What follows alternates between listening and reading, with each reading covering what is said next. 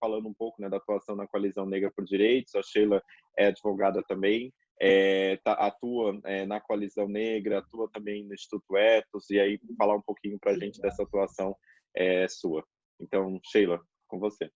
Pessoal, deixa só, antes da gente iniciar propriamente mas... Não tem problema. Antes da gente iniciar, apenas uns recados.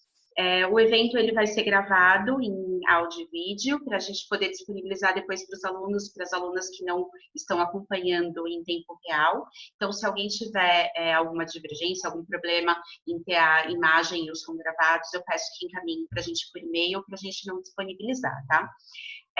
As perguntas, eu vou pedir para que quem desejar fazer a pergunta no chat para a gente vai mediando e vai fazendo as perguntas direcionadas para os nossos convidados. Então, para colocar o direcionado para quem é a pergunta e a pergunta, tá?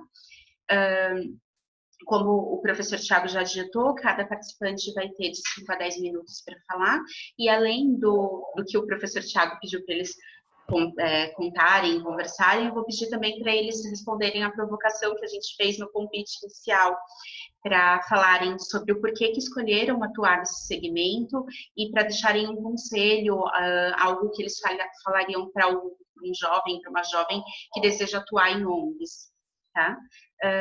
Então, eu volto a palavra para a Sheila para ela começar a conversa. Obrigada. Obrigada, Camila.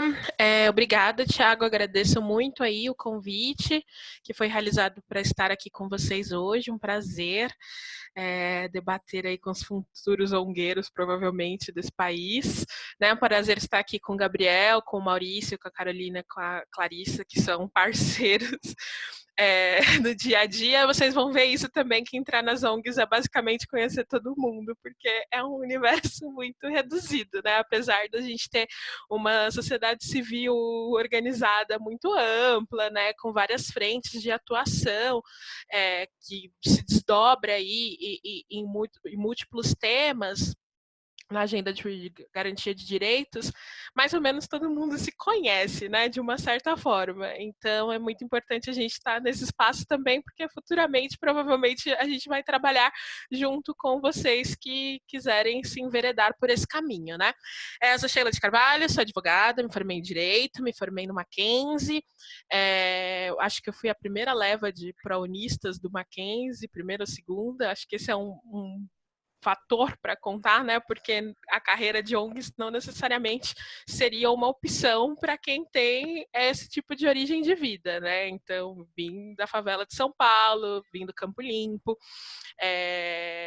sou negra, sou uma mulher negra, então tem vários desafios aí que vão sendo colocados, e o terceiro setor não necessariamente é um dos espaços onde a gente vê como uma forma de sustentabilidade de vida, né? Então, eu tinha esses obstáculos iniciais, apesar que eu sempre quis trabalhar com direitos humanos. Então, quando eu entrei na faculdade de Direito, na verdade, quando eu entrei na faculdade de Direito, eu queria viajar o mundo, porque eu queria e achava que para isso eu tinha que ser diplomata.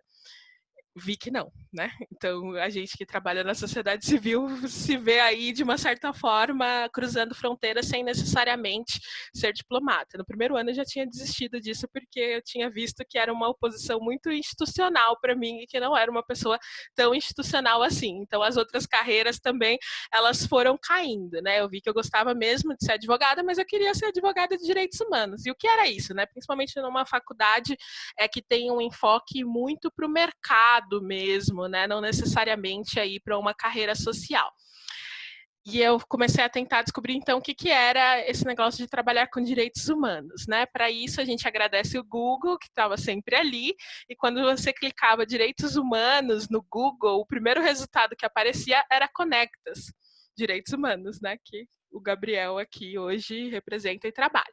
Então, nossa, olha que interessante isso daqui. E aí eu comecei a acompanhar a Conectas, o que a Conectas fazia, enfim, comecei a pirar na Conectas e lia o site sempre, todos os dias. Era uma atividade que eu fazia para além ali daqueles esforços escolares, né? Então, ficava lá o dia estudando processo civil, tributário.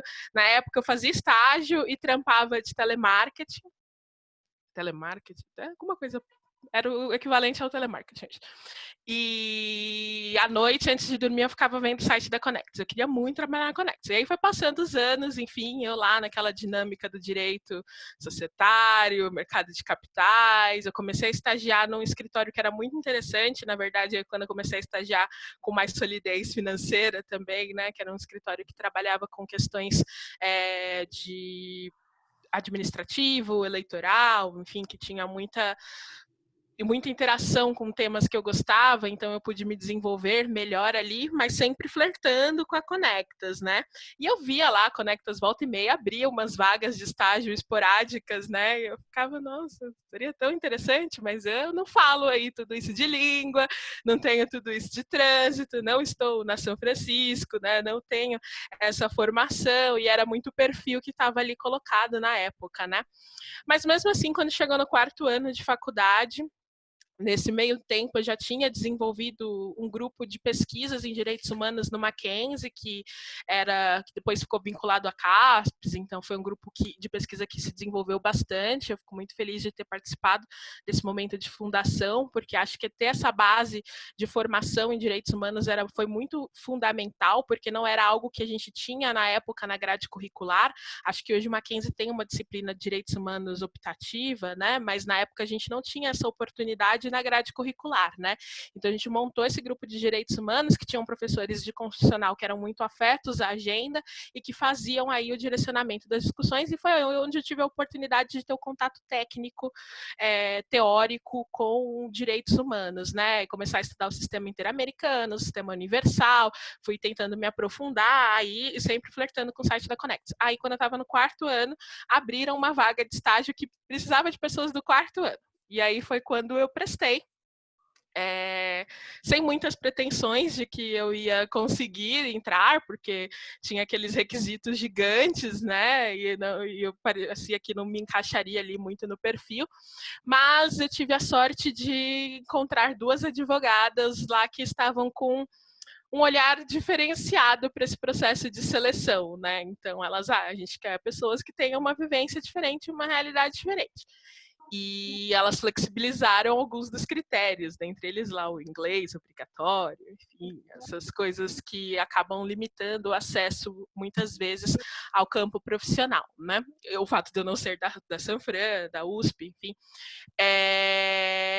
E elas ficaram muito impressionadas que eu realmente sabia todo o site da Conectas de cor, né? E aí depois eu tive uma entrevista com a diretora que também não acreditava que eu sabia todo o site da Conectas, e eu mostrei para ela, olha só, eu sei tudo que está acontecendo aqui. Os casos que estavam sendo debatidos no STF, que a Conectas é uma organização de muita referência em amicus curiae, enfim. E foi aí que eu comecei. Então eu tive uma oportunidade muito boa quando eu entrei no mundo dos direitos humanos, que foi para trabalhar numa grande organização de direitos humanos. Era uma organização que eu gosto muito, respeito muito, né? E os anos que eu fiquei lá foram muito relevantes para minha atuação. Foi onde eu conheci o Thiago, por exemplo, né? Uma relação que eu fico muito feliz de ter desenvolvido ali. E eu fiquei por muitos anos na organização, primeiro como estagiária, depois eu fui efetivada e fiquei como advogada no programa que hoje o Gabriel Sampaio coordena, né? Então, mais focado aí em sistema carcerário, violência policial, que foram temas muito afetos à minha paixão, né? Depois disso, eu sou uma pessoa que gosta muito de transitar, então eu fui para outras organizações, ainda trabalhando nessa mesma temática. Eu queria ficar um pouco mais forte na área de advocacy, né? Então, quando eu fui para o Instituto Brasileiro de Ciências Criminais, foi com essa finalidade de criar e desenvolver a área de incidência política no legislativo por lá, trabalhando ainda com esses temas de encarceramento em massa, enfim.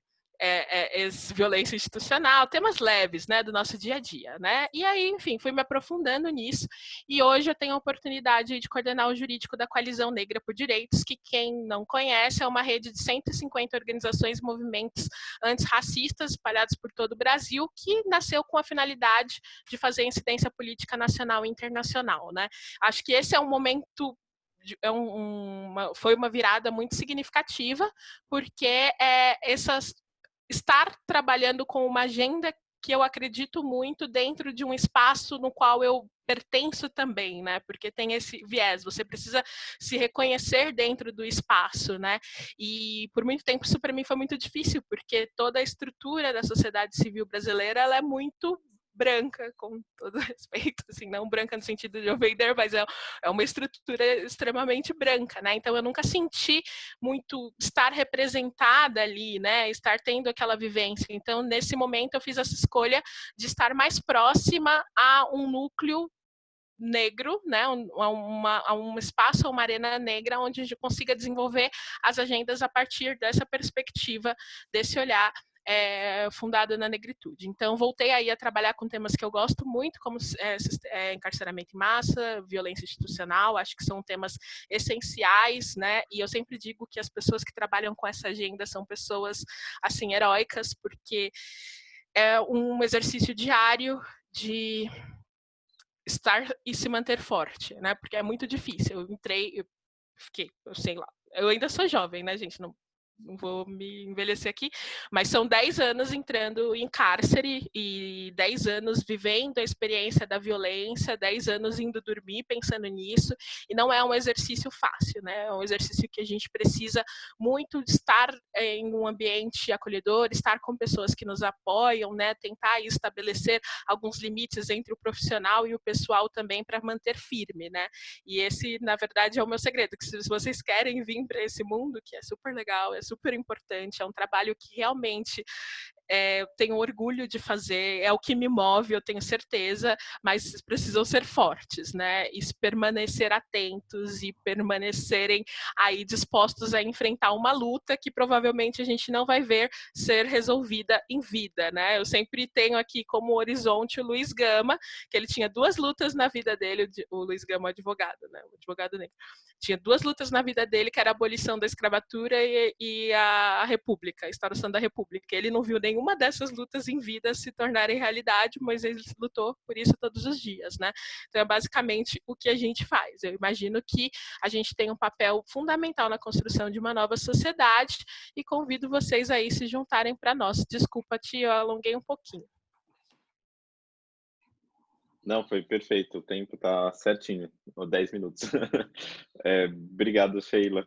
Eu vou passar agora para a Carol, do Instituto Sou da Paz, e é para contar um pouquinho da trajetória dela, né, nesses moldes mesmo, em 10 minutinhos. Depois se vocês tiverem perguntas, já podem ir mandando também no chat, e fiquem à vontade, e aí a gente vai colhendo até o final.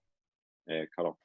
Bom, gente, obrigada, Tiago, pelo convite, aos colegas Clarissa, Gabriel, Sheila, o Maurício, enfim. E, Sheila, é muito bom te ouvir, é um prazer falar depois de você também. Acho que a tua história é uma história para todo mundo olhar e se inspirar. E é muito legal esse convite, porque eu acho que é importante para a gente que está nessa luta diária e vivendo, poder ter a oportunidade de olhar para a nossa história e compartilhar um pouco, né, o que nos trouxe até aqui e como é que a gente lidou com os desafios da formação, né? Eu sou advogada e cientista social de formação, né? Então eu fiz as 2 faculdades. Eu fiz Ciências Sociais na USP, na FEFELESH, e fiz Direito na PUC. E eu entrei primeiro na PUC porque eu queria fazer Ciências Sociais e meio que fui empurrada pela minha mãe, que é socióloga, a entrar no direito. Então tem essas coisas também, né? De por que a gente foi fazer direito. Eu sempre quis, eu brinco, desde pequena eu falava que eu queria ser presidente do Brasil, né? Então eu sempre tive esse desejo de impactar o país no que eu vivia e sempre tive incômodos muito profundos com as desigualdades, né? Embora eu venha de um lugar de privilégio, essas desigualdades sempre me incomodaram, né? E aí entrei na PUC e logo depois entrei nas sociais também e fui fazendo as 2 faculdades ao mesmo tempo. E uma coisa sempre me complementou, um olhar complementar. Né? Então, o que eu não encontrava no direito, eu buscava nas ciências sociais, e o que eu não encontrava nas ciências sociais, o direito me ajudava a suprir, né? Eu fiz também, eu sempre busquei estágios em órgãos públicos, então eu fui fazendo as 2 faculdades, e quando eu comecei a estagiar, na verdade, no 4º ano, e aí eu trancava um semestre das sociais, porque era muito difícil, enfim, né? Eu podia estudar de manhã, trabalhar à tarde, estudar à noite, era uma loucura, mas eu tinha essa condição. E eu fui trancando, né, nos 2 últimos anos do direito, eu fui trancando as sociais para conseguir, durante um semestre, levar uma faculdade e o estágio.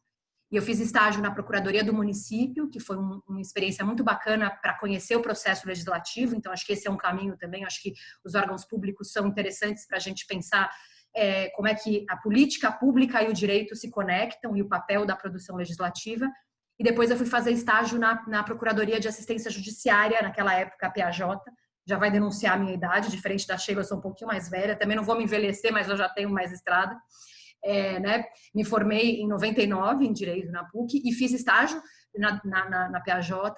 E o que foi muito legal é que no 4º ano na PUC eu tive aula com a professora Flávia Piovesan, né? Que é, enfim, uma referência dos direitos humanos. Foi quando me deu um clique. E aí eu entendi também que direitos humanos era o lugar de fazer essa conexão para poder usar o direito mais forte como ferramenta para mudar o mundo, né? E comecei a fazer monitoria com a Flávia em Direitos Humanos, na PUC também. E aí eu fui enveredando para esse lado, e aí eu fui me conectando com as organizações. Acho que todo mundo que está aqui, de alguma forma, em algum momento, teve em contato com a Conectas, né? Eu nunca trabalhei na Conectas, mas já naquele tempo a Conectas também estava se formando. Foi quando a gente viveu o primeiro colóquio de direitos humanos, o primeiro colóquio internacional de direitos humanos, então a gente acompanhava. E eu passei a trabalhar um pouco nessa frente com a professora Flávia naquele momento e fazendo um trabalho de fazer os relatórios dos tratados internacionais de direitos humanos, acompanhar o trabalho que a Conectas fazia e estudando ciências sociais. Então, eu me formei em Direito, eu continuei fazendo a Faculdade de Ciências Sociais e fazendo esse trabalho na área de direitos humanos, né? Foi quando, enfim, 2001, eu acabei estava procurando trabalho. Eu prestei para uma vaga numa instituição que se chama Instituto São Paulo contra a Violência. É uma ONG em São Paulo também. Ela não é tão conhecida, é uma ONG menor, né? Mas eu fui selecionada para fazer um trabalho de montar um Fórum Metropolitano de Segurança Pública. Para mim era tudo muito novo, porque eu gostava mesmo era de trabalhar com direitos sociais, direito à educação, era meu interesse, né? E acabei indo trabalhar com o tema da violência e da segurança pública. E aí fui entendendo que o meu trabalho tinha muito mais uma conexão com a pesquisa, porque foi isso que eu fui fazer no Instituto, né? Fazer um trabalho de articulação política com prefeitos aqui da região metropolitana de São Paulo. Era um momento em que o debate de qual é o papel da prefeitura na segurança pública, porque segurança pública é muito atrelada ao Estado, porque é muito lida como uma função de polícia estadual. Então, foi em 2001 o debate inicial de municípios na segurança pública, e a gente formou uma instância política em que os prefeitos tinham voz e podiam palpitar na política de segurança pública, e a gente fez muita pesquisa naquela época. Eu lembro que eu cheguei para minha mãe muito feliz um dia, porque eu tinha feito uma planilha de Excel, uma análise de dados estatísticos. Eu cheguei, nossa, mãe, olha... E minha mãe meio frustrada, porque ela queria que eu fosse advogada, que eu fosse juiz, e eu toda feliz que eu tinha feito a minha planilha, né? Então, eu tive que romper um pouco esse desejo, essa expectativa familiar, né, de uma filha no direito, e que fui fazer planilha, e fui lá fazer reunião com prefeitura para articular politicamente no momento em que isso não... Né, então, é engraçado, porque eu acho que isso é emblemático, né, desse desejo, desse sonho da família média, classe média branca, da filha juíza, né, eu fui indo por outro caminho e fui descobrindo muito esse lugar da segurança pública, né, e até hoje, acho que desde 2001 até hoje, eu só trabalhei com segurança pública na minha vida, né? Então, eu fiquei 4 anos trabalhando no Instituto São Paulo contra a Violência. A gente montou o Fórum Metropolitano, teve um papel político importante naquele momento e depois ele descontinuou, porque a instituição também teve mudanças. E depois eu acabei indo trabalhar no Instituto Sou da Paz, que é uma organização já que tem história, a gente tem 20 anos de história. Eu também estou no Sou da Paz há muito tempo, o que eu acho que também não é tão trivial no campo do terceiro setor, né? Eu tenho 15 anos de casa e vivi muitas coisas diferentes dentro da mesma instituição, né? Então, eu coordenei projeto na ponta, eu fui assistente de projeto, eu coordenei projetos em comunidades, projetos de mobilização local da sociedade civil para reformar praças públicas e criar uma ocupação democrática em bairros periféricos em São Paulo. Trabalhos com a polícia, prêmio Polícia Cidadã, prêmio que reconhece e tenta fazer o controle social inverso, né? Jogar luz também no que existe de bom dentro da prática policial, né? E hoje, enfim, né? Faz pouco tempo, né? Desde o ano passado eu assumi a direção executiva do Sou da Paz. E aí eu acho que, quando eu recebi as perguntas, né, eu acho que na minha atuação, ela foi muito pouco jurídica, estrito sensu, né? Então, é claro, quando você está na instituição, sempre tem um contrato, você vai dar uma olhada, né? Mas no meu caso, eu atuei muito pouco como advogada, né? E eu acho que o conhecimento jurídico, ele me ajudou na leitura das instituições, me ajuda na conversa com atores importantes, eu acho que isso, né? A entender essa lógica do poder público, que não é trivial, não é simples, né? E a querer, inclusive, traduzir isso, fazer com que esse conhecimento chegue a mais pessoas. E eu acho que uma outra coisa que é bom e ruim ao mesmo tempo, no campo da segurança pública e da justiça criminal, o jurídico ele é muito legitimado, né? Então, ser advogada, e isso me facilitou muitas coisas, mas também me fez querer romper com isso, porque eu acho que a gente precisa desjuridicizar o nosso campo, né? Então, enfim, eu acho que para quem está se formando agora é muito legal ter essa visão, né? Como usar esse conhecimento jurídico para ajudar a democratizá-lo também, né? E a legitimar outras profissões para entrar na discussão, porque eu acho que esse é um desafio que a gente vê. Às vezes eu preciso dizer que eu sou advogada para conseguir um espaço maior, né? E isso não é bom, na verdade, né? Então, eu acho que a gente que está nesse lugar também é importante entender, entre aspas, esse poder que o conhecimento jurídico dá e ajudar a partir daí, e talvez como um conselho, né, para quem tem desejo de trabalhar no terceiro setor e contribuir para mudar o mundo, ter essa consciência, que entre aspas, esse poder, e que a gente pode usá-lo também para desconstruir, para abrir canais para outras profissões, para outros saberes, que a gente torna a nossa atuação muito mais potente, né? Ela não precisa ser só jurídica. E então esse foi acho que essa é né, um conselho, uma reflexão, um conselho não, mas uma reflexão para a gente fazer. E aí, só para finalizar, né, hoje o Sou da Paz é uma organização que tem como missão contribuir, essa é a Letícia, minha filha, contribuir para políticas públicas de segurança. A gente entende que segurança pública ela é um direito social, assim como educação e saúde, e para ela sair do papel, a gente precisa de políticas públicas de segurança. E políticas públicas de segurança vão muito além do trabalho policial, né? A gente precisa integrar áreas de educação, áreas de saúde, fazer planejamento, integrar as diferentes instâncias federativas, ter um modelo estruturado, um modelo federativo, assim como a gente tem para a saúde, para a educação, a gente tem no Brasil, né, estruturas muito claras de funcionamento dos sistemas nacionais de saúde, de educação. A gente precisa disso para a segurança pública e que ela pare de ser pensada só numa lógica de resposta ao crime, né? Ela oferecer condição de desenvolvimento, de liberdade, de direito de vir a todas as pessoas, enfim. Então, esse é o nosso foco. E dentro do Sou da Paz, a gente faz pesquisa aplicada, a gente desenvolve projetos piloto, então a gente implementa parceria com prefeituras, com outras organizações para testar metodologias. Por exemplo, a gente trabalha com medida socioeducativa na Brasilândia e a gente mobiliza, né? Conhecer, desenvolver e mobilizar é o nosso tripé. E mobilizar é fazer advocacy, é pautar a imprensa, é usar o conhecimento que a gente produz para tentar incidir e qualificar o debate público. Então, acho que, em linhas gerais, é isso que a gente faz. Tem bastante coisa para contar, mas eu vou fechar aqui, porque o Thiago já me deu 4 minutos. Eu nem sei que horas foi isso, se já faz aí 10, que você me deu 4 minutos. Então, eu encerro por aqui e depois a gente conversa mais. Obrigada. Não, obrigado, Carol. Deu super certo. Enfim, abusando o papel de moderador, né, que o professor não pode ter a palavra se quer falar, mas acho que tem só amarrando algumas coisas, eu acho que a Sheila trouxe algo interessante, né, acho que essa coisa da insistência também, né, Sheila, de você falar, eu quero nessa organização, e você vai e procura, etc. É uma dica até que quando eu estava na Connex, me falaram já, assim, olha, é bom quando você vai para uma entrevista, você já sabe qual é o que a organização faz, qual o trabalho, qual o ethos, então, isso não é trivial, né? E acho que também tem uma coisa que você falou, Sheila, da coisa de você não necessariamente seguir no mesmo tema, né? Que você pode ir mudando também de diferentes trajetórias, né? E acho que tem uma coisa interessante, e também o cansaço emotivo também, né? Não é só cansaço físico, mas a gente está lidando com o terceiro setor, direitos humanos, com temas difíceis, né? E então é difícil muitas vezes, né? Tem uma gana, uma vontade de mudar as coisas, mas também tem aquela sensação, né, de que são coisas muito maiores, muito mais estruturais que a gente consegue resolver. E aí muitas vezes a gente fica muito feliz com pequenas coisas, né? Várias coisas eu celebrei em terceiro setor, saí para fazer happy hour quando a gente, sei lá, apresentou um caso, assim. Qualquer coisa era um motivo de celebração, né?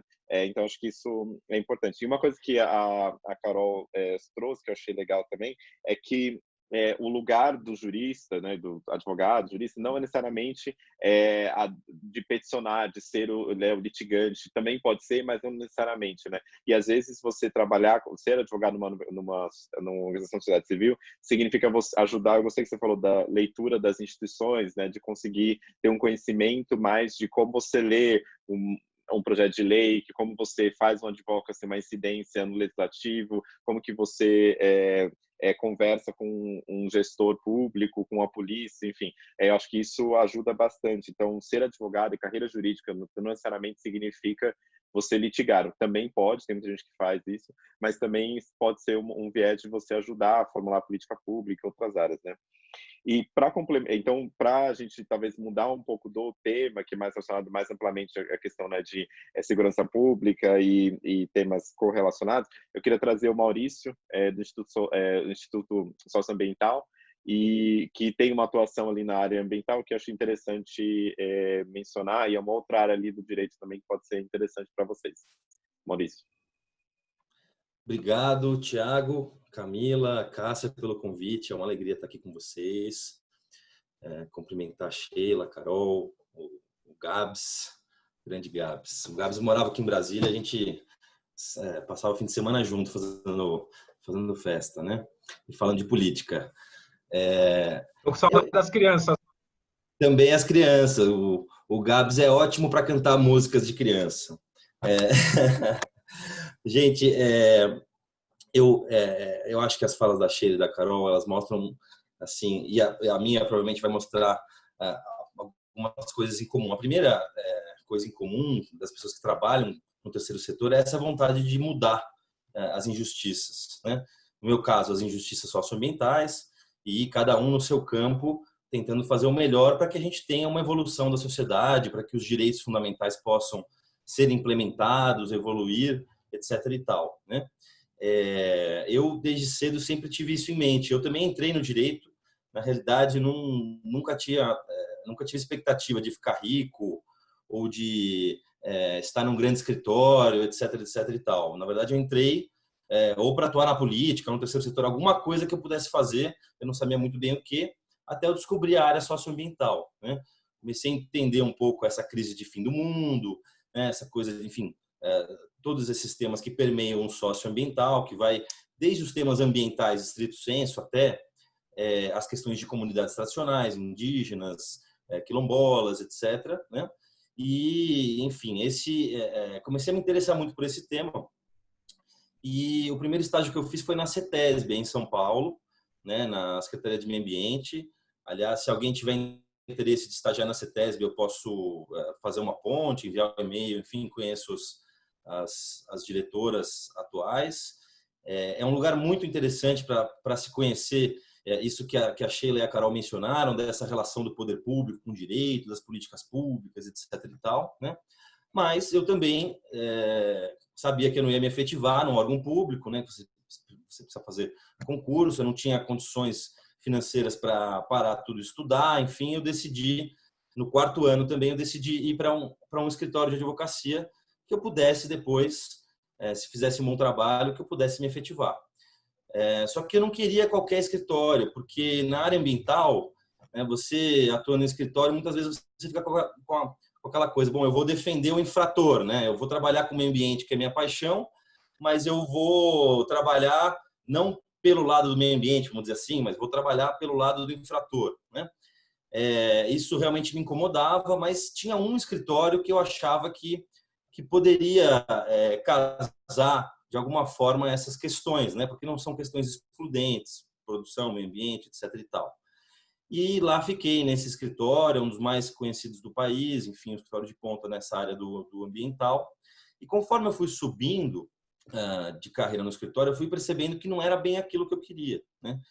Eu era conhecido lá no escritório como ongueiro, o promotor. Ó, o promotor, Maurício, chegou aí, né? Porque às vezes o dono do escritório pedia para eu acompanhá-lo numa reunião, com um caso importante, o escritório ia faturar muito, etc, etc. E eu sempre recomendei em muitos casos para ele não pegar aquele caso, porque ele é uma figura que tem uma doutrina escrita, etc, etc. E se ele quisesse pegar o caso, eu pedia para não participar de alguns casos, né? Porque eu não concordava, já tinha escrito academicamente coisas em sentido contrário, enfim, né? E aí fui conduzindo minha carreira no escritório com esses incômodos. Ao mesmo tempo, eu me dediquei muito à vida acadêmica, né? Fui primeiro monitor, depois eu fui professor da pós-graduação em Direito Ambiental na PUC por alguns anos, fiz um mestrado, né? E chegou uma hora que o meu incômodo com o escritório era tão grande que eu precisava de uma desculpa para sair, né? Quer dizer, uma boa desculpa e até uma forma de me sentir bem foi eu pegar aquele dinheiro que eu tinha economizado trabalhando no escritório e usar para minha formação. Então, eu decidi sair um ano do Brasil, dar um tempo, né? Eu tinha já em mente o que eu queria era realmente o ISA, basicamente o ISA, né? Porque o ISA tem a tradição jurídica, o ISA tem a qualidade técnica, o ISA tem algumas questões que eu admiro muito, né? O ISA, quando a Constituição foi promulgada, o ISA lançou uma série de ações judiciais para efetivar aqueles novos direitos constitucionais que estavam vindo, né? Os direitos dos índios, por exemplo, o ISA atuou. Se não fosse o ISA nas ações judiciais paradigmáticas, certamente a gente não teria, né, esses direitos tão bem garantidos no Supremo, etc, etc e tal, né? Então, eu fui para a França, fui fazer um outro mestrado, peguei esse dinheiro e fui gastar ele em estudo, né? Enfim, consegui bolsa aqui, bolsa ali, fui me virando, mas eu não gostei, né? Porque, enfim, quem conhece um pouco do direito ambiental sabe, a base do direito ambiental teórica é francesa, né? Enfim, grande parte dos professores ensina a partir da doutrina francesa, Michel Priot e outros, né? E eu me decepcionei muito, porque se tem um país que é complexo o suficiente no socioambientalismo para ter um direito socioambiental desenvolvido, é o Brasil, não é a França, né? Então eu larguei no meio. Eu falei, eu acho que eu estou aqui realmente... não está valendo muito, para a parte teórica estava interessante, mas eu acho que eles estavam muitos anos atrás. Pra vocês terem uma ideia, numa apresentação minha lá na faculdade, foi muito interessante, porque eu fui fazer um paralelo de legislação França-Brasil e eles se assustaram que a nossa responsabilidade civil ambiental é objetiva, pela teoria do risco integral, etc, etc. Ou seja, eles estavam começando a discutir isso agora, né, em termos de legislação. Então, eu achei que para mim não fazia sentido. Fui para a África do Sul, então. Eu falei, não vou terminar esse período de um ano voltando para o Brasil, eu vou arrumar alguma outra coisa, e virei pesquisador na África do Sul, também trabalhando com temas socioambientais. E um pouco antes de voltar, eu pedi para a minha chefa lá na PUC de São Paulo, a Érica Bechara e a Consuelo Yoshida, para elas, enfim, me indicarem para o ISA. Eu tinha certeza que eu não ia conseguir, gente, porque o ISA... Desde que eu me formei, o ISA sempre teve um advogado, que era o Raul, que era uma pessoa que eu admirava, queria trabalhar com ele, etc. E realmente não é uma coisa que tem muitas vagas. Esse, aliás, é um dos desafios do terceiro setor, né? Principalmente na área jurídica ambiental, você tem muito mais oferta em escritórios, em empresas, etc., do que propriamente dito no terceiro setor. Eu acho que o Bolsonaro está dando vamos dizer assim, uma mudada um pouco nesse cenário, porque a litigiosidade tem subido. Vocês viram, nós juizamos 3 ações agora contra a política ambiental do governo. Mas, enfim, de toda forma, é um desafio que está posto, né? Mas eu não desisti, né? Eu fiz uma carta de motivação, eu demonstrei toda a minha vontade, e é isso que vale no fim, né, Tiago? Quando eu já entrevistei vários estagiários, advogados, etc., lá para o ISA, e o que conta mesmo é você ver que a pessoa, como a Sheila, sabe de cor o site da instituição, conhece as pautas, se aprofundou, foi atrás, conhece, enfim, está com vontade daquilo, né? Então, o Thiago já está me cantando a bola do tempo.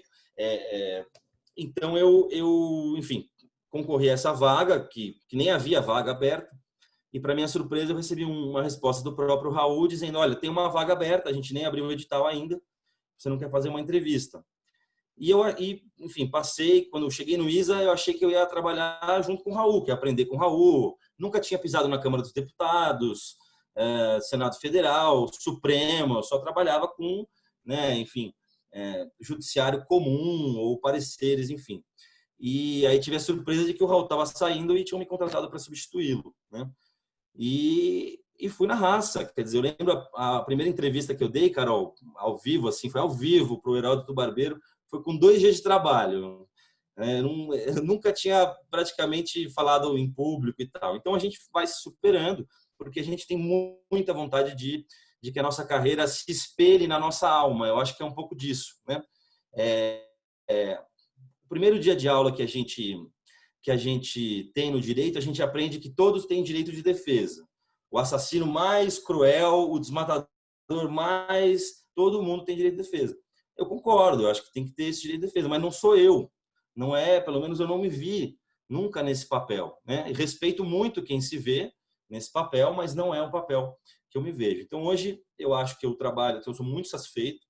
Eu abri mão de ter possibilidades de ganhos financeiros enormes, que eu já tinha uma posição no escritório muito alta, enfim, a posição mais alta do escritório e tal, mas eu abri mão porque realmente a minha alma não estava espelhada naquilo que eu estava fazendo.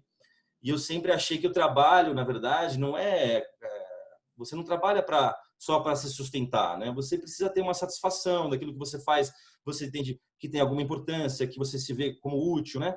Então, acho que nesse sentido, acho que foi sempre muito incômodo para mim trabalhar em ambientes que não fossem com esse perfil. No ISA, o ISA tem um trabalho, enfim, uma organização muito grande, demoraria muito tempo para explicar tudo que faz, mas com esse trabalho que eu faço aqui em Brasília é um trabalho nos 3 poderes, né? Então, eu atuo direto no legislativo, a gente acompanha mais de 600 projetos de lei, PECs, etc., que tem a ver com socioambiental, direitos indígenas, etc.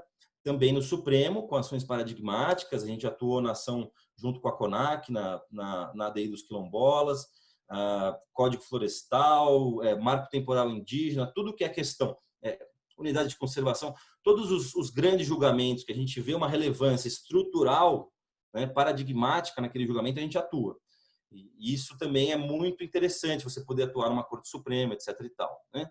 E no Executivo, até pouco tempo atrás, a gente colaborava para o aperfeiçoamento, né, das normativas, etc. e tal, e hoje o que a gente faz é embate, né? Basicamente, embate com o governo, a gente vai começar a judicializar muito mais, e não tenho dúvida de que, estando no terceiro setor, trabalhando com ISA, etc. e tal, eu jamais teria oportunidade de crescer profissionalmente, também como pessoa, de ter a visão do todo, como disse a Carol, né? de você ler um discurso no presidente da República, de você ler uma norma que sai do ministro Salles que dispensa fiscalização para madeira, tudo você começa a ter uma compreensão do advocacy, da estratégia. Eu vou entrar com a ação, mas não agora, antes eu vou fazer uma campanha de comunicação, eu vou articular com tais organizações, mas nessa pauta são os índios que são os protagonistas e a gente é uma instituição branca, então não faz sentido o ISA protagonizar, então é a PIB que tem que ir, é a CONAC que tem que ir, a gente apoia. Enfim, você começa a ter uma visão muito mais geral sobre o mundo do direito, o mundo da política, o mundo das decisões, né? Enfim, eu não tenho dúvida que eu fiz uma boa escolha de ir atrás do meu sonho, de correr atrás, enfim. Eu acho que hoje a gente tem mais possibilidades, hoje em dia, mais possibilidades do que a gente tinha antes, né? E, enfim, o meu conselho seria sempre esse, baseado no que eu fiz, na verdade. Sigam atrás daquilo que vocês acreditam, né? Disputem a vida de vocês, porque não é o mercado que vai determinar como que vai ser a vida de vocês. Vocês têm opções, vocês têm possibilidades. Claro que hoje talvez não tenham, talvez amanhã tenham outras, né? A ideia é que a gente sempre se aperfeiçoe em busca daquilo que a gente quer, né? E eu acho que talvez seja o denominador comum, um dos denominadores comuns aqui de todos nós, né? E por que isso tudo? Porque realmente a questão da gente estar em paz com o nosso trabalho, com a nossa alma, eu acho que não tem nada que pague. Você conseguir uma grande decisão, você conseguir evitar que um projeto de lei negativo seja aprovado, ou enfim, acho que eu já passei do meu tempo, né? Agradecer e fico à disposição aí para as perguntas, para a gente conversar mais um pouquinho. Muito obrigado, Maurício. É super legal. E eu achei bem legal que você falou, né, dessa da paixão e também pelo tema e e a influência também da carreira acadêmica, né, de você ter buscado por uma organização que você queria atuar. Essa atuação que você tem com relação também ao legislativo, né? E a gente percebe que, claro, quando você tem mais abertura no legislativo e no executivo, você atua mais nessas áreas. Quando você precisa tensionar no judiciário, você tensiona no judiciário. E o papel do direito também pode servir para todas essas esferas, né? E é interessante no dia a dia, né? Quem trabalhou sabe que às vezes você tem uma norma, um PL que é aprovado, ou uma norma um decreto que ali que é redigido de uma forma X ou Y, e às vezes tem muitas mãos ali, né, de pessoas que estão nos bastidores, que são de organizações de sociedade civil, para que aquilo tenha saído daquele jeito, tenha sido vetado, etc. e tal. Então, esse trabalho de formiguinha, muitas vezes, né, tá lá, que a gente não consegue identificar, tá um pouco invisível às vezes, mas é fundamental na atuação, né? E em outros momentos você tem um trabalho mais focado na comunicação, de sair e dar visibilidade, tá bem legal. Agora eu queria passar para o Gabriel, da Conectas, e aí por último a Clarissa. E se vocês tiverem dúvidas, questões, já podem ir colocando aqui no chat, por favor. Vai lá, Gabriel. Bom, primeiro, boa tarde a todas e a todos.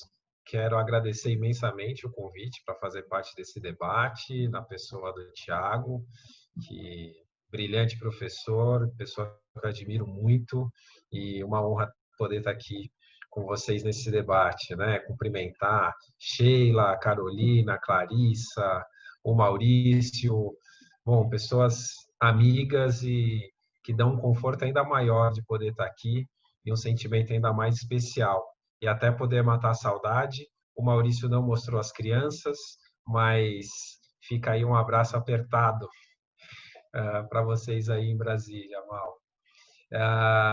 Bem, falando um pouquinho, né, sobre o que me levou, né, a estar hoje na Conectas e a trajetória profissional e como é que eu cheguei ao direito, né? Eu já sentia uma certa vocação e uma vontade muito grande de fazer o curso de Direito. Sentia mesmo uma vocação com a advocacia, difícil explicar por quê, mas um pouco relacionada também com uma certa fantasia mesmo de fazer justiça, de perseguir a justiça, né? De tentar trabalhar pela justiça. Era algo até um tanto intuitivo. Eu logo, então, foi muito natural para mim escolher o curso de Direito. Eu acabei logo no término do colégio passando no Mackenzie, mais um mackenzista, Sheila. Fiz a faculdade de Direito Mackenzie. E um pouco dessa fantasia com essa questão de fazer justiça, de ter no direito a referência de construir uma sociedade mais justa, essa fantasia foi se revelando um pouco de uma ilusão, né? Eu comecei a perceber que no direito a gente tem muitas vezes a legitimação de injustiças, né? É que eu comecei também a procurar e fazer muita crítica ao ensino do direito, né? Então, imagina, no Brasil, uma pessoa negra que vê a história do Brasil sendo contada, o papel que instituições jurídicas, inclusive, tiveram em consolidar o racismo no país, né? E nem toda a consciência eu tive ao longo da faculdade em relação à profundidade desse fenômeno, mas a contradição ela era muito flagrante, como continua sendo flagrante, salvo espaços em que nós temos um compromisso importante, professores e professoras brilhantes que conseguem romper um pouco dessa fantasia que se cria do próprio direito, deixar de fazer análise crítica em relação à forma como reproduz os seus conceitos e os seus valores, né? Muitas vezes se estuda com mais profundidade, óbvio que tem um valor muito importante, estudar os institutos do direito privado, estudar institutos importantes do direito romano. Acho que todo conhecimento e toda análise nos permite, né, agregar e ampliar a nossa concepção e densificar a nossa formação jurídica. Mas falta muito sobre a nossa própria realidade, né? Aqueles exemplos do Tício e do Mévio que eu via na faculdade e outras tantas situações absolutamente abstratas que não dialogavam com a realidade que a gente vivia.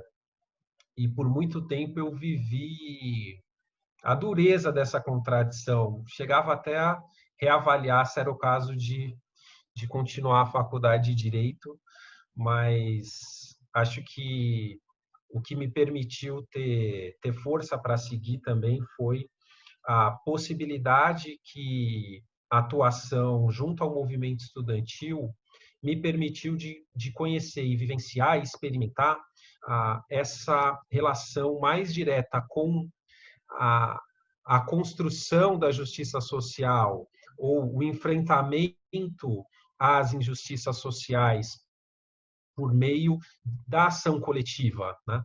Essa experiência que eu tive a partir do estar na universidade, de buscar o conhecimento crítico, de atuar coletivamente com outros estudantes, reconhecendo a responsabilidade que nós tínhamos diante dos nossos privilégios e da experiência histórica que nós vivíamos, era então uma forma de enfrentar a contradição que muitas vezes o curso nos trazia. Então, foi muito importante para mim ter experimentado e ter participado do movimento estudantil. Isso me ajudou também a estabelecer laços e relações que foram determinantes e que são determinantes para a minha formação e também para a minha sequência de vida profissional, né? Ao longo da faculdade, até para conseguir me manter na faculdade, eu passei num concurso para trabalhar na Caixa Econômica Federal. Era uma enorme contradição para mim, porque eu trabalhava num banco, imagina. Me sentia super vivendo ainda mais contradições, né? Mas aprendi muito porque eu trabalhava em agência bancária mesmo, num lugar da periferia onde eu fui criado, que é São Mateus, para quem conhece aqui em São Paulo. E era interessante porque eu peguei muito uma vivência com a comunidade na qual eu era criado, mas que não tinha total dimensão e convivência com essa realidade, que era conversar com as pessoas e participar um pouco da realidade das pessoas que viviam do Bolsa Família, por exemplo. E aí, de repente, você lidando com tarefas várias mesmo, de abrir uma conta popular para alguém, perguntar a renda dela, ela te falar que recebia R$20, R$30 por mês à época, isso em 2004, 2005. E aí, poxa, você vivendo aquele seu mundo e pensando, caramba, como é que alguém vive no nosso país com R$30 por mês, né? E sorrindo muitas vezes, eu falava. Já tinha, era a minha comunidade também, tinha empatia com tudo que acontecia, tinha engajamento, mas tem algumas respostas que você ouve ao longo da sua vida que te marcam. Essa era uma delas. E que acirravam um pouco dessas contradições, mas me fizeram extrair também muitos aprendizados para minha para minha carreira ao ter passado por essa experiência no banco, né? Além da experiência com a vida sindical, que também é outra situação que me ajudou muito a ampliar meus horizontes de atuação. Mas óbvio que chega um momento da vida que você quer resolver as suas contradições, né? Então eu decidi que depois de formado, mesmo tendo a estabilidade de trabalhar no banco, eu iria buscar aquilo que eu entendia que podia ser a minha maior contribuição, enfrentando todas as críticas que eu tinha à sociedade. Descobri, inclusive, estudando para a prova da OAB, que o caminho da área criminal seria o caminho que me encantava. Eu achava que a melhor forma de enfrentar as contradições da sociedade ia ser no direito do trabalho, quando me falaram que a prova de direito penal era mais fácil, mais certa para eu entrar na OAB, eu falei, eu vou no penal, então. E aí tive aulas com professores brilhantes e resolvi que o caminho do penal ia ser o meu caminho. Comecei a fazer pós-graduação até realmente conseguir sair do banco e me candidatei a uma vaga no núcleo de prática jurídica da Pontifícia Universidade Católica de São Paulo, da PUC. Aí minha trajetória com a PUC começou. E tive a honra de trabalhar no escritório modelo Dom Paulo Evaristo Arnes, numa parceria com a Faculdade de Serviço Social, capitaneada, entre outras pessoas, pela professora Rosalina Santa Cruz Leite, que é uma das mulheres de história mais potente de luta pela redemocratização do país. Ela é tia do Felipe Santa Cruz. Na verdade, o Felipe Santa Cruz é sobrinho da Rosalina. E foi uma potência trabalhar com a Rosalina na comunidade de Heliópolis, defendendo jovens em situação de risco, de algo que eu trabalho muito na Conectas hoje, que é a violência institucional.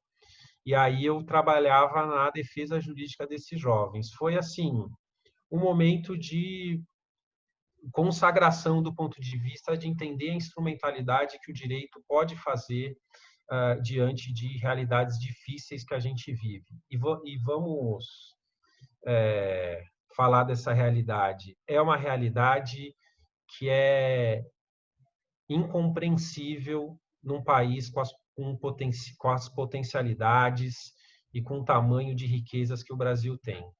E isso me fazia muito bem saber dessa instrumentalidade, por um lado, que a nossa carreira pode ter, e muito mal de outro, que é conviver realmente com o que o sistema de justiça criminal é capaz de agravar de injustiças na nossa sociedade. E isso fez com que eu fizesse do meu mestrado um estudo de casos sobre jovens processados por tráfico de drogas naquela comunidade e ver como todos os institutos jurídicos que nós estudamos para a tutela de direitos e garantias fundamentais são colocados à prova quando nós tratamos de jovens em situação de risco, moradores de Heliópolis, negros, enfim, o quanto a gente convive de forma tão dura com racismo estrutural, com uma realidade de discriminação social imensa, como a sociedade é capaz de reproduzir uma economia de tráfico de drogas que faz a gente sustente realmente uma política de guerra à população e como ela protege os setores econômicos que se beneficiam dessa política, desde os que ganham muito dinheiro com o comércio de drogas em si, como aquelas que ganham dinheiro com o comércio com o tráfico de armas e com outros tantos que estão certamente muito bem vestidos, morando e desfrutando de uma riqueza protegida por esse sistema. Essa experiência me deu a oportunidade, eu sei que eu devo estar estourando no tempo, desculpem, de ir para Brasília trabalhar no Ministério da Justiça. Enfim, por uma série de relações surgiu a oportunidade de eu trabalhar para contribuir com a reforma do Código de Processo Penal, então na Secretaria de Reforma do Judiciário. Bom, resumindo a minha experiência em Brasília, foi uma experiência de 9 anos eu comecei para contribuir com o processo de reforma do Código de Processo Penal, acabei vivendo 6 anos, durante 6 anos, a responsabilidade de ser, entre outras pessoas, mas responsável pela política legislativa do Ministério da Justiça, sendo secretário de Assuntos Legislativos, então acompanhando todas as mudanças legislativas no país que duraram do período de 2010 até 2016. Não teve mudança legislativa em relação à qual não tenha participado, feito parecer, incidido ao longo desse período. E pude atuar no Conselho Nacional de Direitos Humanos, Conselho Nacional de Política Criminal e Penitenciária, enfim, muita coisa vivida nesse período em Brasília. Dentre as mais especiais, conhecer o Maurício. E pude, depois desse longo período, tive até a honra de ter ocupado por alguns dias a cadeira de ministro da Justiça, que também foi uma honra, não pessoal, por uma vaidade pessoal, até porque foram poucos dias, mas por uma questão da representatividade do povo negro, é algo que eu me sinto na responsabilidade também de valorizar como espaço importante que eu acabei ocupando. E isso tudo me fez quase que me sentir, ter chegado um pouco no auge e na certeza, e aí eu respondo um pouco das perguntas para vocês, na certeza que algumas escolhas que a gente faz, orientados por um ideal e por um compromisso da nossa geração de transformar e lutar pela mudança da sociedade, que foi o acerto em acreditar naquelas escolhas difíceis, né? Naquele momento em que, poxa, sua família deposita toda aquela expectativa em você de, pô, então agora você está numa boa faculdade de Direito, você tem caminhos abertos para ganhar muito dinheiro e você, não, eu pela luta do nosso povo, porque isso vai me trazer mais satisfação, vai me permitir né, lutar por um ideal que não é só um ideal meu, é um compromisso que eu tenho que ter com a minha geração. E eu fui... Então, eu acho que a minha trajetória permite afirmar que as escolhas em favor dos compromissos de são escolha, né? E independente de ter chegado em todos os espaços que eu imagino que eu poderia ter galgado, eu sinto muita satisfação em hoje estar na Conectas e poder ter comemorado na semana passada uma liminar do ministro Fachin que suspende, por exemplo, operações policiais no Rio de Janeiro no momento de pandemia, como resposta a uma atuação judicial da qual a gente também faz parte e que procura lutar contra a morte de jovens negros, né? É uma petição que a gente colocou em cada letra, em cada caractere da peça, um pouquinho da memória do João Pedro, um pouquinho da memória de cada jovem que tem morrido no Brasil vítima da violência institucional, vítima do racismo estrutural. Isso me dá muita satisfação, muita certeza que com o nosso engajamento e de vocês que estão buscando a atuação no terceiro setor, a gente pode e a gente deve mudar o mundo que a gente vive. Se vocês não conseguirem hoje ou amanhã estar no terceiro setor, em lugares tão especiais como a Conectas, como o Instituto Sou da Paz, como o IDDD ou como o ISA, vocês podem construir, alargar o espaço para a atuação da sociedade civil, alargar o espaço para que as pessoas que estão ao nosso redor saiam dessa bolha que nós vivemos e lutem por um país melhor. Então, eu recomendo a vocês que acreditem e que assumam o compromisso de transformar a sociedade que a gente vive. Obrigado. Muito obrigado, Gabriel. É sempre bom te escutar. Fico muito feliz. E eu queria agora, e acho que, enfim, você falou muita coisa que é difícil pincelar algo que seja, mas acho que você tem uma atuação muito importante. Acho que é muito legal que a gente experimentou e teve isso com os alunos numa outra disciplina que a gente teve no ano passado sobre quem policia a polícia, que é um projeto que a gente teve, que eu nunca esqueci que alguns alunos que estão aqui estavam nessa disciplina que eu dei, junto com outra professora, a Cecília, e eu lembro de uma cena que a gente estava ali numa conversa, a gente teve intensivo, 2 dias passando com Mães de Maio, e aí eu nunca esqueci que alunos ali estavam super emotivos, né, falando com a Débora e com outras mães ali, e aí ela falou, perguntando assim, mas o que a gente pode fazer, né? E aí a resposta da Débora foi muito assim, usem, né, o privilégio que vocês têm de estar estudando direito para nos ajudar na nossa causa. Eu não estudei direito, vocês estão estudando, então usem o que vocês têm. Então é muito legal escutar do que você está falando, né? Desse também de lugar que você teve de vir, São Miguel, de você entender a realidade e na sua carreira utilizar esses instrumentos jurídicos, né, para você tentar reverter ali muitas dessas injustiças e desigualdades. Então, é muito legal. E também da atuação no executivo, né? A gente tem muitos advogados também pensando do outro lado, né? De escrever as normas, de pensar, de propor. Então, é bem interessante. Só uma anedota, eu trabalhei no legislativo também, e para mim era um desafio, porque dava um pouco um bug assim na cabeça de eu não sabia muito o que fazer, porque quando você está trabalhando do outro lado, sei lá, ou na academia ou no judiciário, você já tem um parâmetro, né? Agora, quando você está dentro do legislativo, as pessoas falam, não, você está escrevendo as normas. E aí eu morria de medo, assim, de errar. Depois que teve alguns PLs aprovados que eu escrevi, eu falei, gente, mas isso não deve estar muito certo.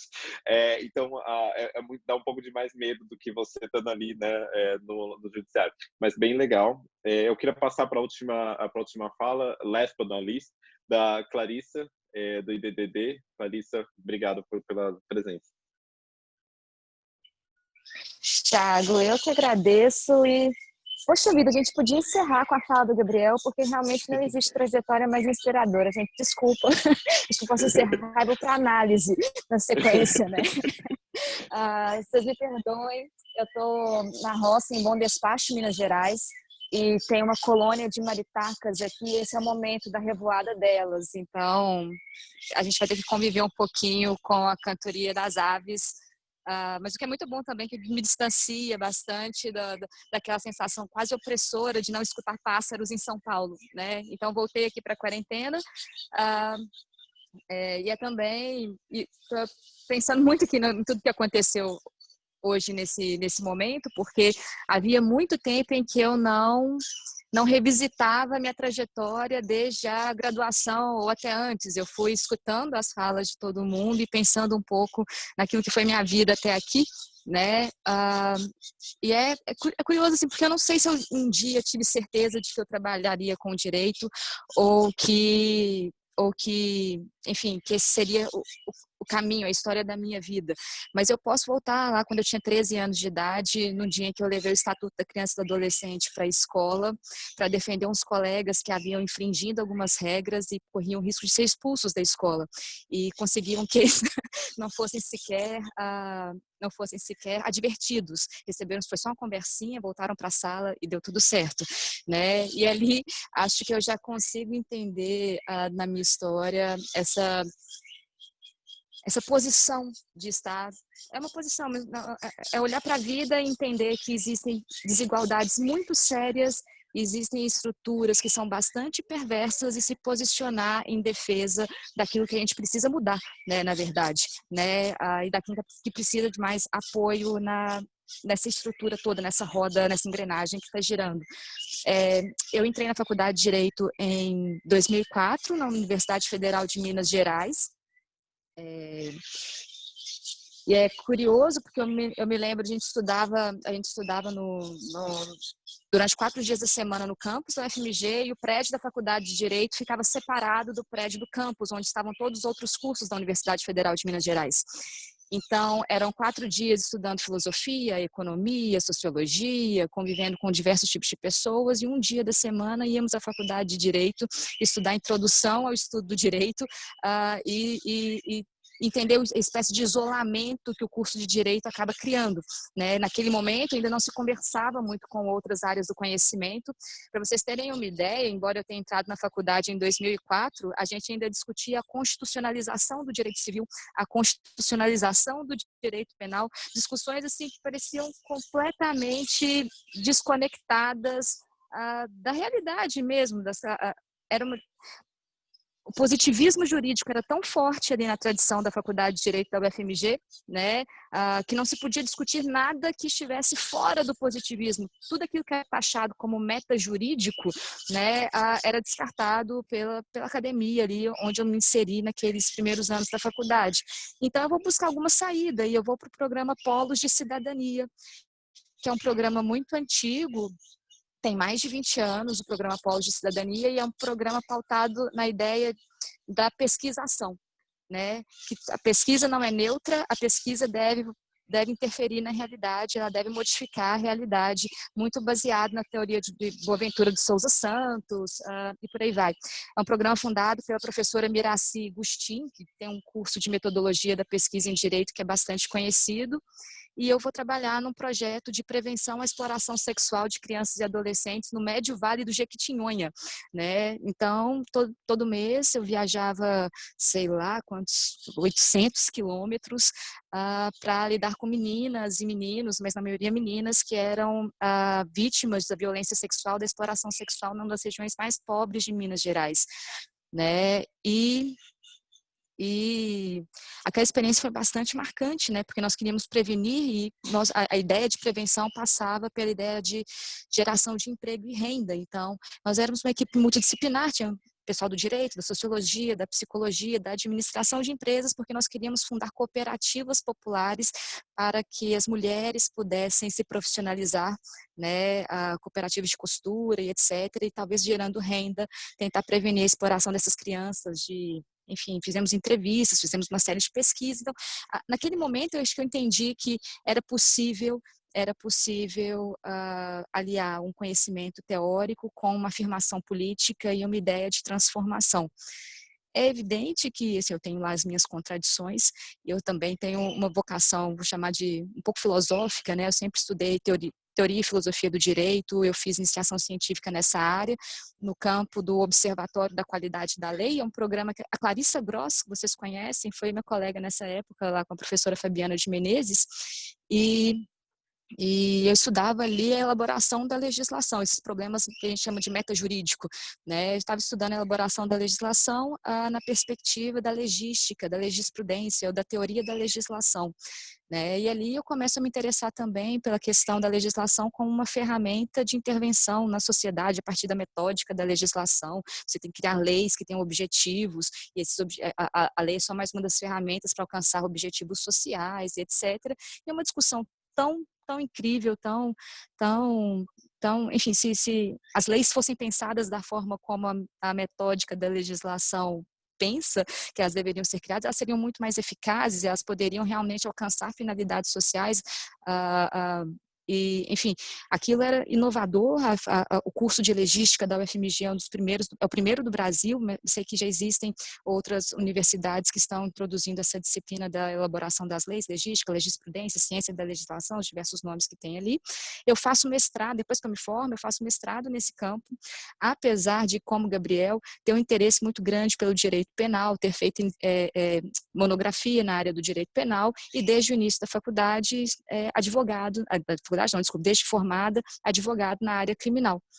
Então, advogo na área criminal, sou mestre em Direito, começo a dar aulas também, então 10 anos de docência, dando aula em faculdades privadas, na própria UFMG durante um certo período, e também na Academia de Bombeiros Militares, onde eu lecionava Direitos Humanos, né? E é uma das experiências muito interessantes que eu tenho aí na minha vida, que foi lecionar Direitos Humanos para militares, né? E ter introduzido ali na Academia de Bombeiros de Minas Gerais o conhecimento do Pacto São José da Costa Rica, né? Nós estudávamos a partir dali, ali era a nossa premissa, era a nossa base, e também estudávamos os casos, e era a maneira como eu encontrei de lecionar direitos humanos de uma forma bem prática, a partir da realidade deles e também dos casos que foram submetidos ao sistema interamericano.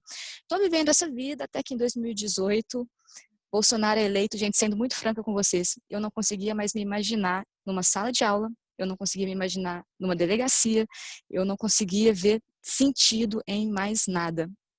Acho que ali ficou aberto e bem escancarado uma espécie de discurso muito violento que tinha alvos muito claros, muito evidentes desde o início, né? E nós que defendíamos os direitos humanos, que éramos conhecidos como garantistas, enfim, e que somos as minorias, né? Éramos alvos desse discurso, e aquilo foi aberto, isso foi normalizado.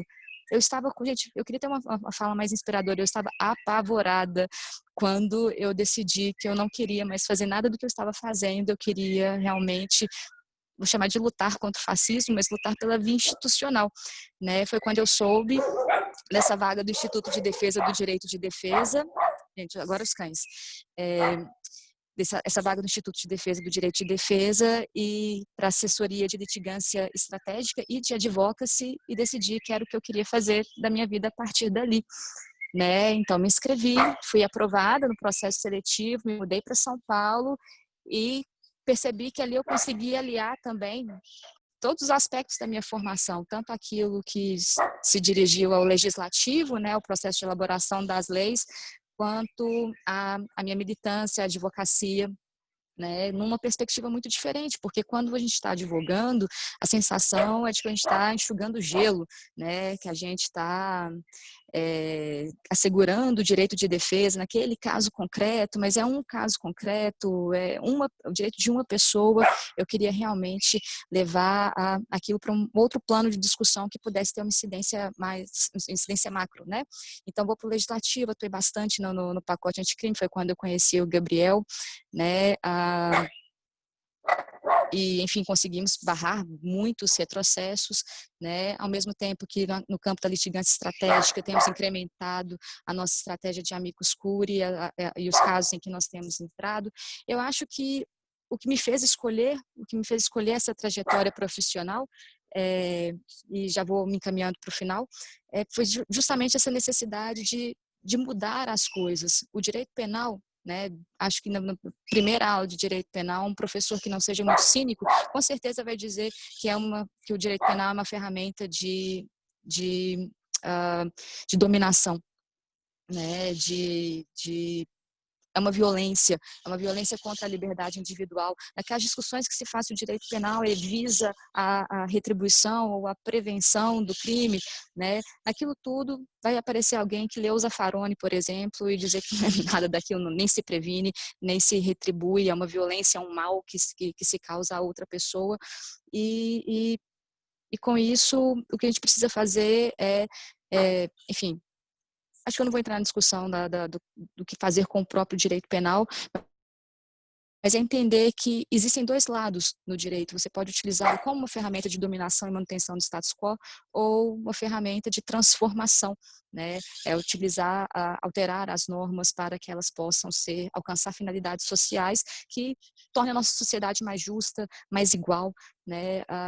Mais responsável uns com os outros, né? E que possa repercutir um certo sentido de bem comum que nós possamos compartilhar entre nós, né? É o que me move hoje e, enfim, acho que o meu conselho para algum jovem que se interesse pela carreira jurídica numa organização da sociedade civil, organização não governamental, meu conselho seria o de estar sempre buscando essa transformação, de não se deixar consumir pelo cinismo do curso de direito, dessas discussões que são tão desvinculadas da nossa sociedade, que precisa mudar, né? O Brasil é um país muito desigual e essa desigualdade nos custa muito, né? Pessoalmente, enquanto sociedade, e é isso, né? É buscar sempre a mudança, que ela é possível, né? E ela traz bastante satisfação. É isso, gente. Obrigada. Muito obrigado, Clarissa. É um prazer te escutar. E a Clarissa também, a gente fez várias coisas juntos ultimamente, né? Inclusive a atuação internacional na OEA. E é legal também essa trajetória que você mencionou de quem tem interesse também na academia, da parte teórica, e às vezes num sistema, num contexto político difícil, como você encontra caminhos, né, de tentar mudar as coisas, de tentar atuar. Então, muito legal. Eu queria, aqui tem 3 perguntas, e aí eu vou fazer essas perguntas, e quem quiser, eu sei que o Gabriel está apertado também porque tem uma reunião às 5, mas a ideia é que a gente também não avance muito mais, mas só para a gente poder fazer, eu vou ler essas 3 perguntas, e aí cada um pode falar um pouquinho, né, 2 minutinhos só para responder, e aí a gente fecha. Aqui tem a Larissa, que é uma pergunta relacionada a mais como funcionam os programas de estágio nas organizações onde vocês trabalham, né, perguntando um pouco como funciona o processo seletivo, os requisitos, remuneração, entre outras coisas. Então, se vocês têm, né, programa de estágio e como isso acontece. E aí eu já ligo também com a pergunta da Gabriela, que é nessa linha também, mas ela pergunta especialmente relacionada a estágio de férias, né? Porque nos 3 primeiros anos da faculdade da GV, eles não fazem estágios, eles só fazem estágio de férias, né? Eles não fazem estágio porque o período é integral. Então, se tem algum tipo de programa de estágio de férias ou algo desse tipo, então quem não precisa falar todos, né? Acho que quem quiser mencionar. E por último, em terceiro lugar, a gente tem uma pergunta da Clara sobre a atuação internacional dessas organizações, né? Se vocês atuam internacionalmente, como que isso se dá, né? Eu sei que alguns de vocês atuam, então seria interessante só escutar de vocês nesse sentido. Então, quem quiser de vocês falar, talvez levantar a mão fisicamente, pode ser também. Então, vai lá. Eu vou passar para o Gabriel, que está apressado, aí depois Gabriel, Carol e quem mais quiser. Vai, Gabriel. Gente, mil desculpas, eu tô com a agenda completamente maluca e como o outro é um webinar também, e também vou falar sobre a questão da DPF 635, a questão da segurança pública. Então é um compromisso importante, mas adorei estar aqui com vocês. A Conectas, ela sim tem oportunidades mais flexíveis para essa forma de estágios. Bom, vou indicar a vocês a mesma dedicação da Sheila de acompanhar o nosso portal, que, enfim, além das informações da organização, informação sobre o nosso dia a dia mesmo de defesa dos direitos humanos, mas a gente tem abertura, Thiago tem várias pontes com a gente e, enfim, estou deixando também contatos para a gente trocar ideias. Eu acho muito importante o papel dos núcleos de prática jurídica, até porque eu tive uma vivência espetacular trabalhando no escritório modelo da PUC São Paulo, e a gente está super aberto para fazer outras parcerias também. A nossa litigância estratégica está passando por um novo momento importante, e nós vamos ter oportunidade de poder conversar mais com o Thiago e oferecer mais oportunidades de atuação conosco na Conectas, que também tem uma atuação internacional muito importante, está na raiz histórica da Conectas, essa atuação internacional, por meio do advocacy, nos organismos internacionais de direitos humanos, por meio de ações de litigância. A gente levou, por exemplo, já tem um caso na Comissão Interamericana de Direitos Humanos que envolve os crimes de maio. Existe um caso do Parque Bristol que não teve nenhuma investigação que reforça tudo que a gente conversou aqui sobre violência institucional e racismo estrutural, e que foi levado como incidente de deslocamento de competência, a famosa federalização, aqui no âmbito interno e no âmbito internacional, como um caso na Corte Interamericana de Direitos Humanos. Só para dar um exemplo da extensão do nosso trabalho, a Conectas também é acreditada para a consultoria na ONU. Então, enfim, a gente tem muito espaço para atuação internacional, tanto na advocacy como na litigância. Vão ficar aqui meus contatos. O nosso site tem muita informação. Temos programas de estágio com bolsa de 1 ano, renovável por mais 1. Enfim, e a gente acredita muito nesse papel e na capacidade de alargamento da atuação das organizações não governamentais. A gente também contribui com esse processo. Era isso, gente. Obrigado pela oportunidade. Desculpe ter de deixá-los e desejar muita sorte para vocês. Não, obrigado. Eu passo, acho que a Carol queria falar, né, Carol? E obrigado, Gabriel. Foi um prazer. E aumentando também, né, que o Diego já, com aquela questão do estágio de férias, um aluno, Diego, já perguntou ali se tem instituições que têm programado estágio de férias neste ano. Então, tá vendo que os nossos alunos já são assim, né? Eles já vão direto com sede ao pote, né? Animadíssimos, né? Animadíssimos. Posso responder, Gabriel? Beijo. Beijo, gente. Bom, vamos lá. Acho que assim, né? Acho que o Sou da Paz, a gente não tem um programa de estágio, é uma coisa que a gente quer desenvolver. A gente tem algumas vagas de estágio que se abrem de tempos em tempos. A gente deve ter uma vaga de estágio para a gente abrir no segundo semestre. Eu acho que essa questão da pandemia, ela dá uma desorganizada no jeito tradicional de trabalhar. Em geral, as nossas vagas, até para vocês terem uma ideia de valores, né? A gente pratica uma bolsa de estágio entre R$ 1.200 e R$ 1.400 por um estágio de 6 horas. Esse valor varia de acordo com o ano que a pessoa está, com vale refeição, vale transporte, né? Acho que vocês também terem uma ideia. E o que tem acontecido, que eu acho que é legal, só para fazer a ponte, a gente tem poucos estágios jurídicos para fazer atuação jurídica estrito sensu, né? Então, por exemplo, a gente deve abrir uma vaga que não é para estagiário, mas é para um assistente de pesquisa, um assistente de projeto, em que é muito importante olhar a capacidade de fazer pesquisa, e o olhar jurídico contribui muito. Eu acho que eu não falei muito disso, mas eu acho que tem um outro campo, que é como associar o conhecimento jurídico para a pesquisa, né? Então, por exemplo, a gente fez recentemente uma parceria com a Associação Brasileira de Jurimetria para analisar o fluxo de processamento de homicídios no Brasil, né? E olhar o conhecimento jurídico é muito importante, casando com essa capacidade de analisar os dados.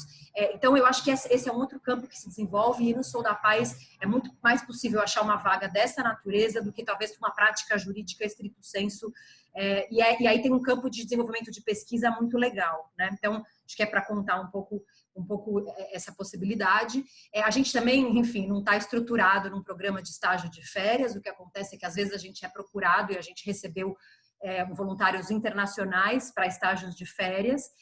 Por isso é mais difícil dizer a gente sim está aberto, porque, né, demanda uma estrutura, mas eventualmente uma pessoa a gente consegue desenhar ad hoc, porque a gente, embora não tenha isso estruturado, a gente quer incentivar essa troca, né? Então, a gente, inclusive, vai receber agora um estagiário de férias internacional, não vai estar aqui, né, mas de uma universidade internacional, e a gente pode pensar em algo, e aí precisa ser desenhado um plano de estágio. Acho que isso é muito importante também. A gente tem colocado gente da equipe para estar junto, para pensar a vaga, pensar o trabalho de quem for ficar com a gente, seja no estágio longo, seja no estágio curto, para que isso tenha sentido também. É um desafio ajudar a desenvolver o profissional, né? Não ter aquela ideia antiga o estagiário vai só dar uma força. Como é que se constrói? Como é que é uma via de mão dupla? Então, a gente tem cuidado muito disso também, por isso não simplesmente receber pessoas, acho que tem esse cuidado. E, por fim, a atuação internacional. A gente atua internacionalmente, acho que muito nessa lógica do advocacy. A gente fez muito trabalho no âmbito das Nações Unidas para aprovação do ATT, que é o Tratado Internacional de Controle de Armas, e depois um trabalho aqui no nível nacional para que o tratado fosse incorporado na legislação nacional, mas é basicamente advocacy e lobby internacional. Então também não tem uma atuação jurídica muito de litigância, mas eventualmente de ajudar a escrever notas técnicas, e para isso tem que buscar referências, de novo, não só em argumentos jurídicos, mas em dados consistentes, evidências, e juntar argumento jurídico com evidência científica. Acho que esse é o desafio para o advogado de hoje em dia.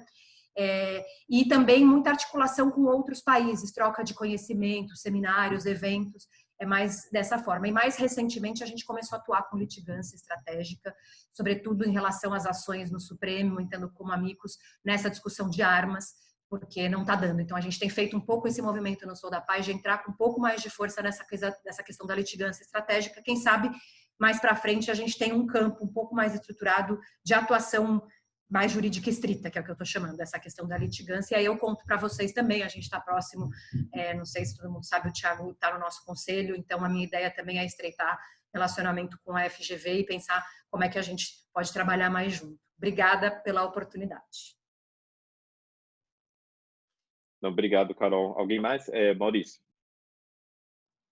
Vou responder rapidamente. O ISA tem estágios remunerados, né? Acho que no mesmo formato que vocês estão acostumados, 4 ou 6 horas. Agora a gente não sabe como é que vai ser com pandemia. Em geral, as equipes de direito trabalham em Brasília, né? Mas existem possibilidades de fazer estágio à distância, ainda mais agora, né?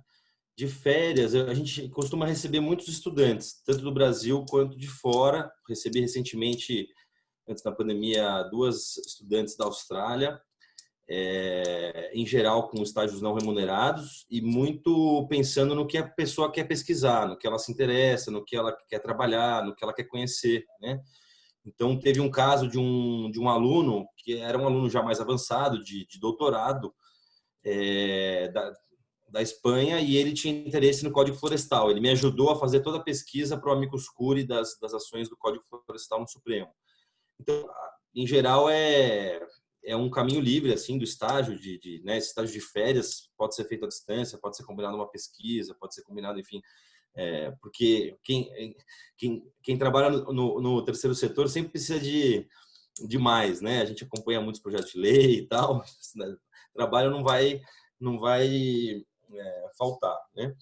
A atuação internacional do ISA não é a grande marca do ISA, né?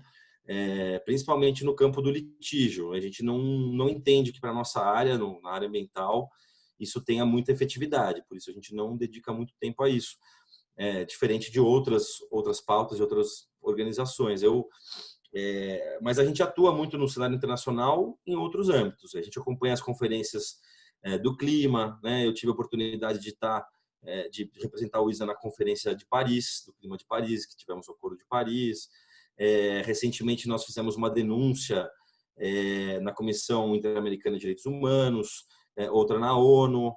Enfim, a gente tem uma atuação de produzir laudos técnicos e jurídicos e levar às instâncias internacionais, mas não há uma vertente internacional no ISA, né?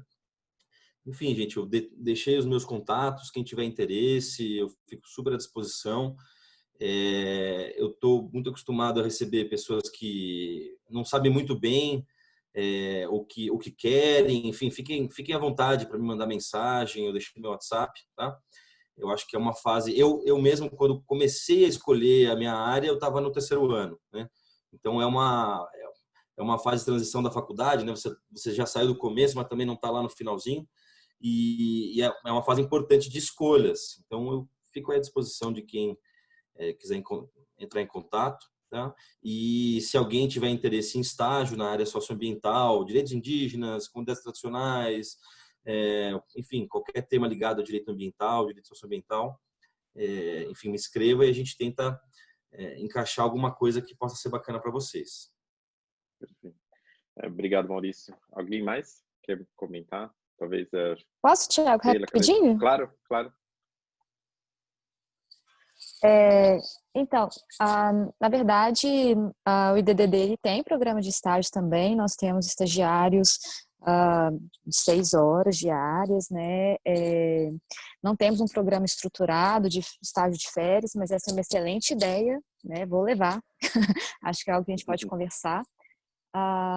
O IDDD faz pesquisa, né? Durante um tempo monitorou as audiências de custódia, a implementação das audiências de custódia, os direitos das mulheres em privação de liberdade, mas nós temos também essa atuação em advocacy e em litigância.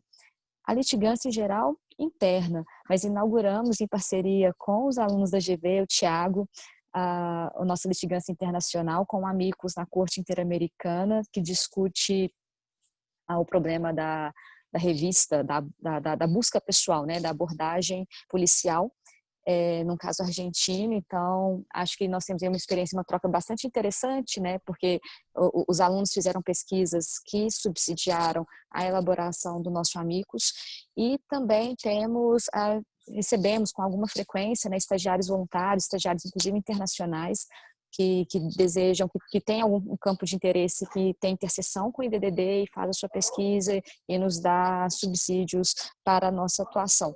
Então, deixei meus contatos aí também, estamos abertos, vamos trocar ideia, conversar, caso vocês tenham interesse, e é isso. Obrigado, Clarissa.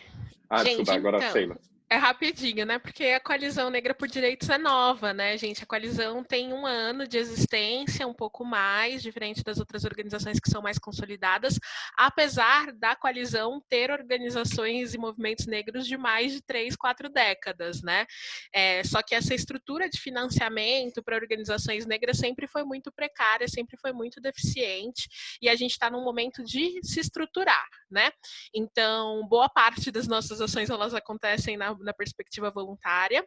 Eu vou ganhar no jurídico da coalizão agora uma estagiária, então não é nem necessariamente um programa, né? Assim, conseguimos recursos para contratar uma estagiária para acompanhar as nossas atividades, então essa vaga deve ser aberta com a exigência de que seja uma pessoa negra, né? Como são todos os advogados que estão hoje no âmbito da Coalizão Negra por Direitos. Acho que esse é um statement de que a gente consiga levar as nossas vozes sendo as nossas vozes mesmos, né? Então, todas as pessoas que estão envolvidas na Coalizão Negra, seja na comunicação, seja na incidência política, seja na incidência internacional, seja nessa área do jurídico que estrutura tanto a incidência política, quanto a incidência jurídica, quanto a incidência internacional, são pessoas negras, né? Mas estamos aceitando também pessoas voluntárias aí para somarem nessas atividades, sempre é possível, né? Então, também coloquei aí os contatos, espero que um dia a gente esteja estruturado a ponto de ter um programa de estágio, né? Essa é a aposta, e aí vai ser muito legal ver vocês aí, poder contar com mais gente no futuro. Não, muito obrigado, Sheila. Eu queria, acho que é isso, né? Não sei se a Cássia quer mencionar alguma coisa. Acho que eu estava até mencionando aqui com a Cássia no mensagem, né, Cássia, que a GV, uma coisa legal é que a gente tem várias portas de entrada também para um trabalho prático, né?